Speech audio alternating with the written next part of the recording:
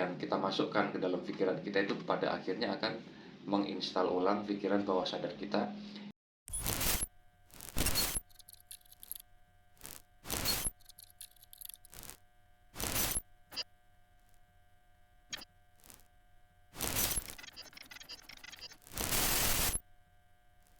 Sahabatku, sahabat NC, kali ini kita akan bahas tentang pikiran sadar dan pikiran bawah sadar ya.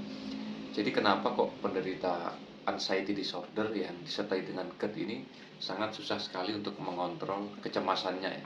Jadi selalu berpikir hal-hal yang buruk, yang negatif, hal-hal yang menyeramkan, yang sangat mengganggu aktivitas sehari-hari, sangat menghambat kehidupan penderitanya, sehingga tidak bisa keluar rumah, tidak bisa beraktivitas, tidak bisa bekerja segala macam ya.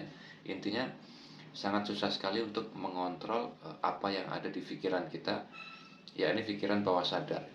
Ini sangat sangat melekat ya, sangat melekat bagi penderita anxiety disorder, karena pikiran bawah sadarnya itu sangat terbelenggu oleh ketakutan-ketakutan dan kecemasan-kecemasan yang sebenarnya itu hanya permainan pikiran.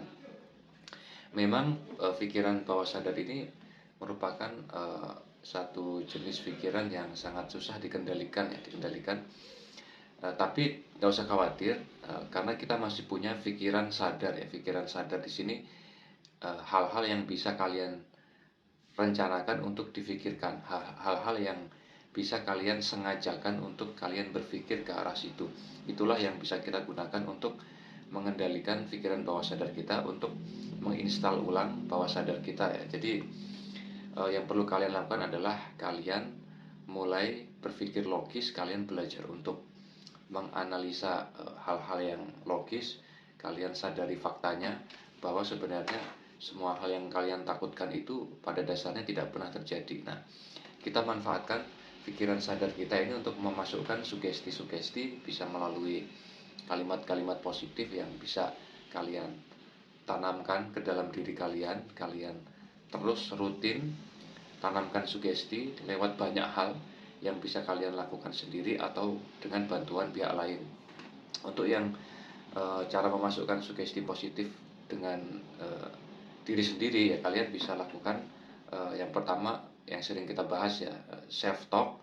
Kalian bisa memasukkan kalimat positif, kalian rangkai kalimatnya, yakinkan kepada diri sendiri bahwa kita sedang dalam keadaan aman dan tidak perlu ada yang ditakutkan ya. Karena kalau kita menyadari faktanya bahwa selama ini apa yang sering kita takutkan itu juga tidak pernah terjadi. Nah, itu kalian rangkai kalimatnya, sugestikan, rutin lakukan, sering lakukan. Nanti dengan banyak sekali sugesti yang masuk, lama-lama kalian akan kuat secara mental. Terus selain melakukan sendiri, kalian juga bisa memanfaatkan bantuan dari orang lain. Misalkan kayak kalian mendengarkan sugesti dari orang lain, misalkan afirmasi-afirmasi positif yang berisi kalimat-kalimat yang bisa menenangkan kita, yang bisa memberikan semangat lagi kepada kita. Itu kalian rutin dengarkan minimal 30 hari nonstop. Kalian coba dengarkan. Salah satunya ada di channel Sobat MC ya. Kalian pilih sesuai yang kalian rasakan. Insya Allah nanti dengan repetisi, dengan pengulangan, berulang kali kalian dengarkan sampai bahkan hafal dengan kalimatnya, maka lama-lama kalian akan istilahnya tertanam istilahnya kalimat-kalimat positif itu akan tertanam dalam diri kalian, sehingga kalian akan lebih mudah untuk mengendalikan pikiran bawah sadar. Karena setiap sugesti yang kita masukkan ke dalam pikiran kita itu pada akhirnya akan menginstal ulang pikiran bawah sadar kita, sehingga kita mendapatkan satu keyakinan bahwa sebenarnya kita itu dalam keadaan aman kok. Semua sensasi itu hanya luapan emosi fisik yang istilahnya menyebabkan adanya timbul gejala-gejala fisik ya.